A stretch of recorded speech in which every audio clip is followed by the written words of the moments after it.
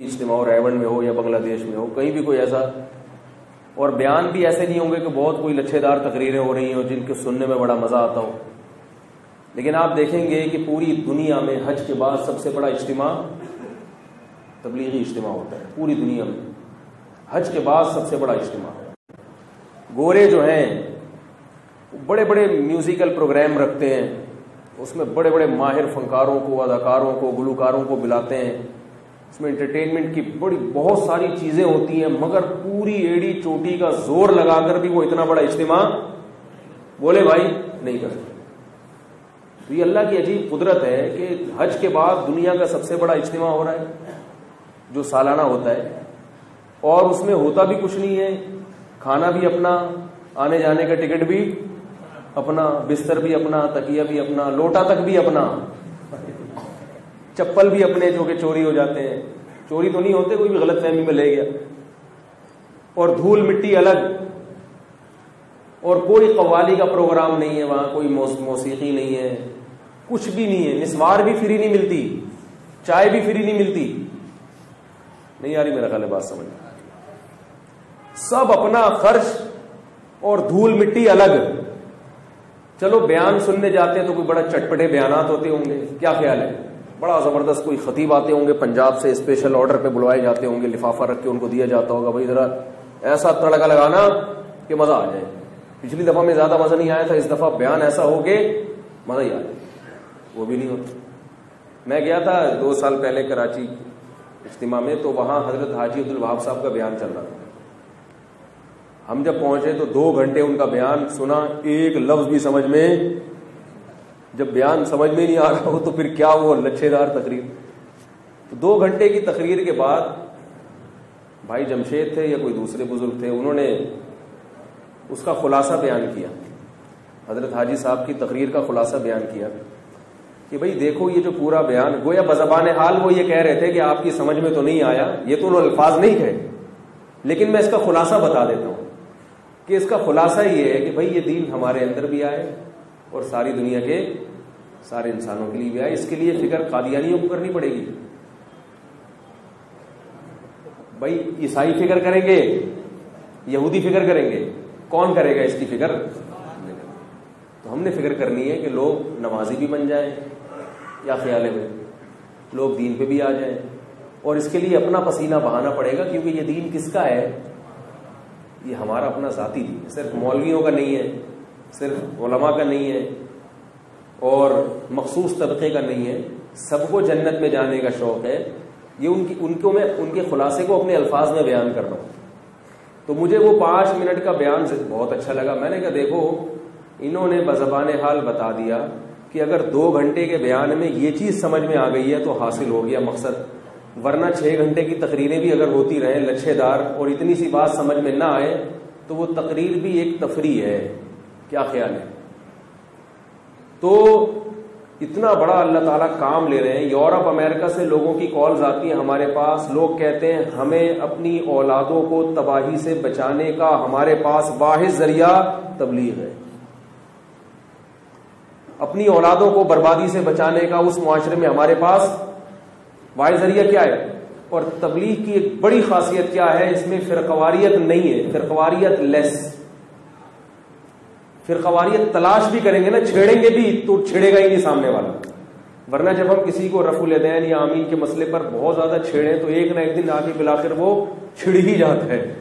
ایک چھوٹا سا قصہ سنا کے اپنی بات ختم کرتا ہوں. ہمارے ایک دوست تھے، وہ مجھ سے ملنے کے لیے آئے، اتنی لمبی داڑھی ان کی بالکل ناف سے بھی نیچے جا رہی تھی. میری کتاب انہوں نے پڑھی تھی، ایک موضوع پر کتاب تھی، بڑے متاثر ہوئے. تو دوست تو بعد میں بنے، اس وقت پہلی ملاقات تھی، ملنے کے لیے آئے. اچھا بھائی جو صاحب جانا چاہیں وہ جا سکتے ہیں، جمعہ ختم ہو گیا، بیان ختم ہو گیا، ابھی آپ اپنی خوشی سے بیٹھے ہیں، یہ نا ایسا نہ مولوی صاحب بولے آپ نے بٹھا کے رکھا ہوا تھا، تو آپ جا سکتے ہیں جو بھی جانا چاہیں. تو وہ تھے اتنی بڑی داڑھی لمبی. میں نے ان سے کہا، میں نے کہا آپ کا مسلک کون سا ہے؟ داڑھی دیکھ کے کہہ رہے میں اہل حدیث ہوں. اچھی بات ہے ماشاءاللہ. پھر انہوں نے اپنے قصہ سنایا، کہہ رہے میں بڑے مسلک تبدیل کرتا رہا ہوں. میں کہہ رہے میں پہلے گرین چینل تھا، جو بھی ہوتا تھا وہ سب قوالیاں بھی چلتی تھیں ہمارے پورے خاندان میں، نظر و نیاز کی، آج 11ویں شریف ہے، پرسوں 12ویں شریف ہے، اس کے بعد 13ویں شریف آئے گی، پھر 14ویں شریف سے ہی فرصت، آج فلاں کا عرس ہے تو آج فلاں کا میلہ ہے تو آج فلاں کا وہ ہے، وہ چلتا ہی رہتا تھا بھائی، چلو جو ان کی سمجھ میں آتا ہے۔ کہہ رہے ایک دن میں کوئی دیوبندی مولوی صاحب مجھے مل گئے، ان کا میں نے بیان سنا کہ بھئی یہ تو بدعت ہے، یہ تو یوں ہے، تو مجھے وہ دیوبندی کی باتیں سمجھ میں آئی، تو میں کیا بن گیا؟ دیوبندی بن گیا۔ کہنے ایک دن میں کہیں اہل حدیث کے بیان میں بیٹھا تو وہ دیوبندیوں کو بھی برا کہہ رہے تھے اور بریلویوں کو بھی، تو میں کیا بن گیا؟ میں نے کہا بھئی یہ تو بالکل ٹو دا پوائنٹ قرآن حدیث کی بات کرتے ہیں، قرآن حدیث پہ آ گیا، میں اہل حدیث بن گیا۔ کہہ رہے پھر ایک دن جماعت المسلمین والوں مجھے ملے، انہوں نے کہا یہ اہل حدیث بھی کیا ہے غلط، دیوبندی بھی غلط اور بریلوی بھی غلط۔ میں نے کہا بھائی میں نے تو بخاری دیکھ کے رفع الیدین شروع کر دیا، دیوبندیوں کو غلط کہہ دیا، بریلویوں کو میں نے کہا کہ وہ ان کے خیال میں نہیں کسی کو برا بلا کہہ رہا بھائی، یہ ان کی رپورٹ پیش کر رہا ہوں آپ کے سامنے، جو ان کے الفاظ ہیں کہ وہی وہ حلوے مانڈے کرتے ہیں یا وہ یوں کرتے ہیں تو اس کا کوئی ثبوت نہیں ہے، تو تمہارا تم کیوں صحیح ہو؟ تو وہ جماعت المسلمین والوں نے کہا بھائی یہ جب قرآن حدیث کو فالو کرنا ہے تو قرآن حدیث میں تو فرقہ واریت کی نفی ہے، تو اہل حدیث بھی تو ایک فرقہ ہے، جیسے دیوبندی ایک فرقہ ہے، بریلوی ایک فرقہ ہے، تو اہل حدیث بھی فرقہ ہے۔ تو اصل میں کیا ہے، سب مسلم بن کے رہو، سب کیا بن کے رہو؟ مسلم۔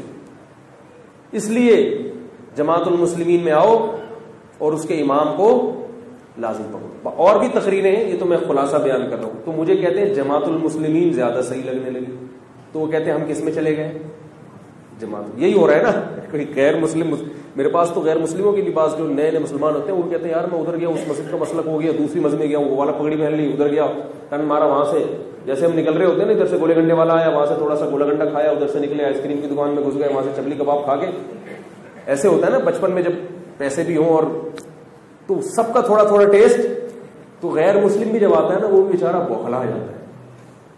تو کہہ رہے کہ میں غیر مسلم تو نہیں تھا لیکن دین پہ نیا نیا آیا تھا، دین کو مضبوطی سے فالو کرنا شروع کیا، تو اب چینل روزانہ تبدیل ہو رہے ہیں اسے، وہ کہہ رہے وہ غلط، وہ کہہ رہے یہ غلط، وہ کہہ رہے ان کی ٹانگیں چھوڑی، وہ پتلی کرو، کہہ رہے رفع الیدین کرو، نہیں کرو، کہہ رہے بالآخر ہم نے ٹن مارا اور کہاں چلے گئے؟ جماعت المسلمین میں آ گئے۔ اس سے اس وقت جماعت المسلمین پارٹ 1 اور پارٹ 2 نہیں تھا، ابھی تو جماعت المسلمین کا جواب بہت آسان ہے، ورنہ جماعت المسلمین نے بھی ہمارا بڑا دماغ کھایا ایک زمانے میں۔ ہر تھوڑی دیر کے بعد کوئی بندہ آ رہا ہے کہ حدیث میں تو آتا ہے جماعت المسلمین اور تم حنفی بنے ہوئے ہو، تم شافعی، شکر ہے اب ان کا فتنے کا زور الحمدللہ ٹوٹ گیا، وہ ان ایسے ٹوٹا کہ وہ جماعت المسلمین پارٹ 1 بھی بن گئی اور پارٹ 2 بھی بن گئی۔ تو اب ہم آرام سے جواب دے دیتے ہیں جب بھی کوئی آتا ہے نا کہ بھائی حدیث میں آتا ہے جماعت المسلمین کو لازم پکڑو، تو میں کہتا ہوں حدیث میں پارٹ 1 کے بارے میں یا پارٹ 2 کے بارے میں؟ حدیث میں جو آتا ہے کہ جماعت المسلمین کو لازم پکڑو، اس سے پارٹ 1 مراد ہے یا پارٹ 2 مراد ہے؟ کیونکہ دونوں پارٹ یہی کہتے ہیں، اور سنا یہ اوتھینٹک خبر نہیں ہے، سنا تیسرا پارٹ بھی ہو گیا ہے، 3 پارٹ چل رہا ہے اب تو، لیکن یہ کہ یقینی 2 پارٹ کا تو پتہ ہے کہ 2 پارٹ چل رہے ہیں آج کل۔ تو اب وہ جماعت المسلمین میں چلے گئے، جب وہ جماعت المسلمین میں گئے ہیں تو اس کے آگے تو کوئی مزید تھی نہیں نا جو ان کو، تو وہ اس میں پکے ہو گئے۔ انہوں نے کہا بھائی دیکھو ہر وقت قرآن حدیث کرتے ہیں، ہر وقت کیا کرتے ہیں؟ قرآن حدیث، قرآن حدیث، قرآن حدیث، کوئی بزرگ کا قصہ نہیں سنائیں گے کبھی، کوئی ضعیف کمزور روایت نہیں سنائیں گے، بس صحیح بخاری اور صحیح مسلم سے ہٹتے ہی زبردست۔ یہ صاحب مالدار بھی تھے تو انہوں نے اپنا پیسہ بھی ٹھیک ٹھاک جماعت المسلمین میں لگانا شروع کر دیا، اس کو ترقی بھی بہت دی اور صوبہ سندھ کے امیر بنے ہوئے۔ کہہ رہے میں 20 سال جماعت المسلمین میں رہا ہوں۔ کتنے سال؟ اور جماعت المسلمین کا صوبائی امیر رہا ہوں میں، نام انہوں نے بتانے سے منع کیا ہے اس لیے میں نام نہیں بتا رہا۔ تو 20 سال جماعت المسلمین کے امیر رہے۔ کہہ رہے مجھے وہاں بھی نفرت اور فتووں کے علاوہ کچھ بھی نظر نہیں آیا، وہ بھی نہیں ہوتا، وہ بھی کافر، وہ بھی کافر۔ تو مجھے ایسے لگا کہ جو 6 آدمی جماعت المسلمین کے ہیں یا 6000 ہوں گے، بہت زیادہ 6 لاکھ ہوں گے، ان کے علاوہ باقی سب کہاں جائیں گے؟ جہنم میں جائیں گے۔ کہہ رہے میرا پھر ضمیر نے مجھے ملامت کرنا، پھر میں نے کہا کہتے میں نے جماعت المسلمین میں ایک اور چیز دیکھی کہ یہ لوگ امام ابو حنیفہ کی تقلید کو تو بدعت کہتے ہیں، لیکن اپنے امام کی ایسی تقلید کرتے ہیں کہ امام حنیفہ کی تقلید حنفی بھی ایسے نہیں کرتے ہوں گے۔ سمجھ رہے بات؟ اپنے امام کی ایسی تقلید کریں گے، وہ دن کو رات کہہ دے، رات کو دن کہہ دے، بس سوائے 2-4 چیزوں میں، باقی ہر آدمی ایسی تقلید کر رہے ہیں۔ تو کہہ رہے کہ مجھے پھر جو ہے نا وہ بھی عجیب سا لگنے لگا۔ اب یہ تو اللہ نے ان کی مدد کی، ورنہ ایسے موقع پہ انسان اسلام کو چھوڑ دیتا ہے. اللہ نے مدد کی. کہتے ہیں ہمارے محلے میں تبلیغ والے آئے ہوئے تھے. میں نے کہا جہاں اتنے ذائقے چکھے ہیں, جہاں اتنے ٹیسٹ چکھے ہیں, ایک ٹرائی اور کر کے دیکھ لو. بھائی قیامت میں اللہ کو تو بتا دیں گے اللہ میں کیا کر سکتا ہوں. کہہ رہے ہم نے ایک ٹرائی ماری. اب ان کا اپنا واقعہ کہہ رہے کہ میں نے جب 3 دن گزارے تو میرا خیال یہ تھا کہ یہ لوگ تو حنفی ہیں, یہ تو رفع الیدین نہیں کرتے. میں جب رفع الیدین کروں گا تو مجھے بولیں گے یہ کیا کر رہا ہے بھائی, مجھے ٹوکیں گے. یہ پھر میں زور سے آمین کہوں گا تو مجھے ٹوکیں گے, بھائی یہ کیا کر رہے ہو, ایسے نہیں ہوتا, ایسے بزرگوں نے ایسے فرمایا ہے. تو کہہ رہے 3 دن گزر گئے مجھے, کیونکہ اب تک کہیں جس کے ساتھ بھی یہ ملے تھے نا, کوئی ایسا بندہ ان کو ملا نہیں تھا جنہوں نے ٹوکا نہ ہو ان کو. اب کوئی حدیث دکھا رہا ہے تو چوڑی کر لی ٹانگیں, دوسرا دکھا رہا ہے تو پتلی کر لی, کوئی رفع الیدین کی دکھا رہا ہے, کوئی ترک رفع الیدین کی دکھا رہا ہے, کوئی زور سے آمین کی, پھر آہستہ والی دکھاتا ہے, پھر کلپ دیکھ لیا, عجیب بوکلاٹ میں ساری زندگی گزر. اور جو دکھاتا ہے نا وہ کہتے یہی ہے, باقی سب کیا ہے, وہ سب غلط. کہہ رہے 3 دن میں نے گزارے تو کوئی کچھ بول ہی نہیں تھا. ان کی باتیں ہی کہہ رہے الگ ہو رہی ہیں. وہ سب یہ کہہ رہے بھائی کسی طرح محنت کرو, ہم سب 100% کیا بن جائیں, نمازی بن جائیں, نماز پہ آ جائیں سب لوگ.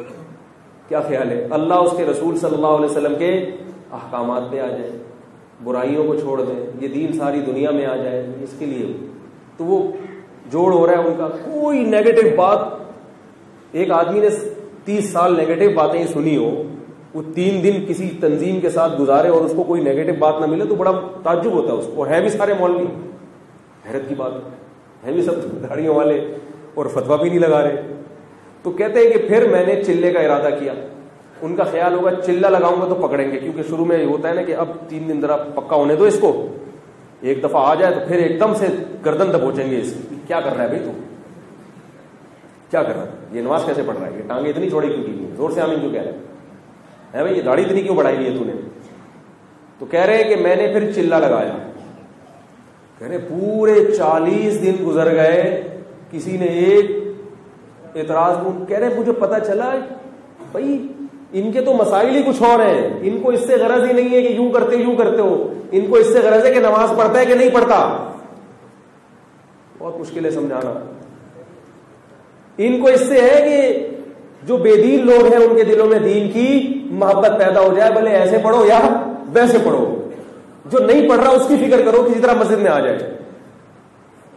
کہہ رہے مجھے ایسا اطمینان ہوا, میں نے کہا اللہ تو نے مجھے سیدھے راستے پہ لگا دی. ایسے بھی ہو جاتی ہے اور ویسے بھی ہو جاتی ہے, کوئی مسئلہ نہیں ہے. کوئی یوں کر کے پڑھ لے, کوئی مسئلہ نہیں ہے, کوئی اس کے بغیر پڑھ لے, لیکن اس کی فکر کرو کہ ساری دنیا کیا بن جائے, نمازی بن جائے.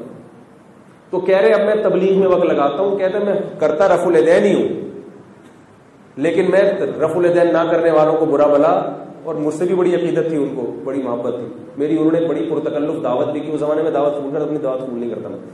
جب انہوں نے میری دعوت کی تو انہوں نے مجھے اپنے بیٹے سے ملوایا. انہوں نے کہا یہ میرا بیٹا حنفی ہے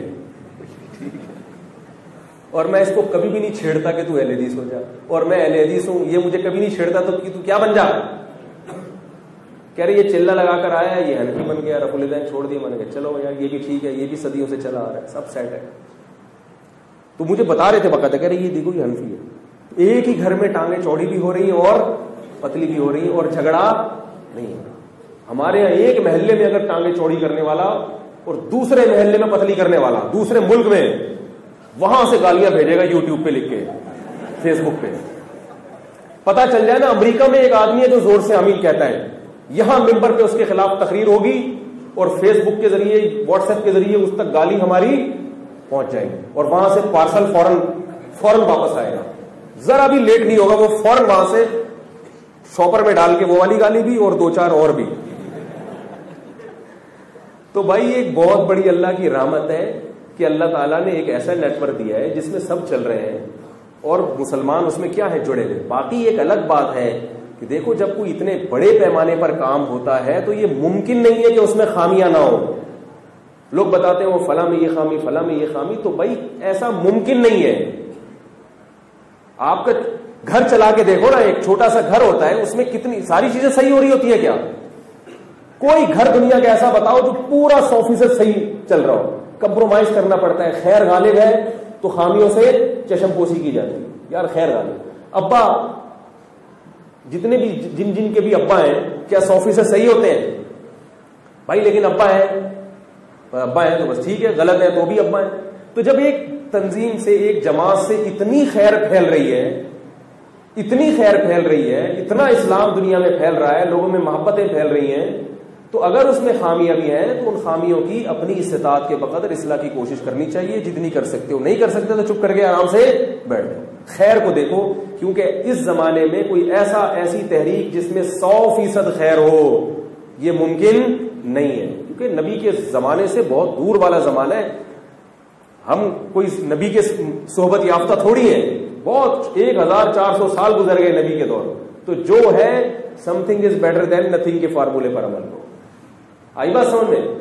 تو اللہ تعالیٰ ہم سب کو عمل کی توفیق عطا فرمائے. اس لیے تھوڑا تھوڑا حصہ اپنا اجتماع میں ضرور ڈالیں. جو حضرات وقت لگا سکتے ہیں وہ وقت بھی لگائیں, چلے کے لیے 4 مہینے کے لیے, اور ساتھ ساتھ اہل اللہ سے اصلاحی تعلق پر بھی زور دیں. تبلیغ کا الگ نوعیت کا فائدہ ہے, بزرگوں سے اصلاحی تعلق کا الگ نوعیت کا فائدہ. دونوں فائدے انسان کو حاصل کرنے چاہیے. تبلیغ کا فائدہ عمومی ہے, کسی عالم سے, کسی بزرگ سے تعلق قائم کرنا اس کا فائدہ خاص ہوتا ہے. دونوں قسم کے فائدوں کی انسان کو ضرورت ہے. کسی ایک شعبے میں چل کر کسی دوسرے کی کبھی نفی نہ کریں. آئی بات سمجھ میں؟ اگر آپ کسی بھی کام سے جڑے ہوئے ہیں, کسی بھی شعبے سے جڑے ہوئے ہیں, تو دوسرے کی نفی نہ کریں, بولے وہ بھی ٹھیک ہے یہ بھی ٹھیک ہے. تو اس طرح سے تو کام چلے گا آگے. لیکن اگر ہم سمجھیں کہ یہ والا تو صحیح ہے, اس کے علاوہ سب کیا ہے, غلط ہے, تو پھر معاملہ کیا ہو جاتا ہے, خراب ہو جاتا ہے. اللہ تعالیٰ ہم سب کو سمجھنے کی, عمل کی توفیق عطا فرمائے.